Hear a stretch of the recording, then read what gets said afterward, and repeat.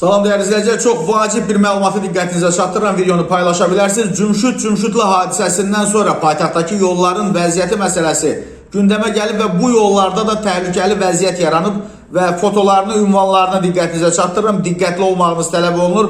Paytaxtın Yasamal rayonu Arif Mehdiyev və Arif Məlikov küçələrində çökmələr müşahidə olunub və bu görüntülər sosial şəbəkələrdə yayılıb və Arif Mehdiyev küçəsindəki yolun yararsız hissəsini görüntüyə alan vətəndaş bildirir ki, həmin hissədə çökmə davam edir. Yəni sabah daha bir qurban ola bilər həmin yolla bağlı və qeyd edir ki, başqa bir adam qurban olmamış, gəlin bu yolu təmir edin. Çökəkdir, sökülüb dağılır. Məsələ ilə bağlı iri şəhərlərin Birləşmiş Su Təchizatı xidmətinə sorğu ünvanlanıb və bildirilib ki, Arif Mehdiyev küçəsindəki istismara yararsız quyunun üstü doldurulub. Arif Məlikov küçəsindəki çuxurla bağlı isə Yasamal rayon Su Kanal İdarəsinin qəza briqadası tərəfindən tədbirlər görülür. Qeyd edək ki, iyunun 26-da saat 20:30 radələrində 97-ci il təvəllüdlü Cümşüdlü Nərimanov rayonu Ələsgər Qayıbov küçəsində yer səthinin çökməsi nəticəsində kanalizasiya sularının axdığı kanala düşərək ölüb, onun faciəli şəkildə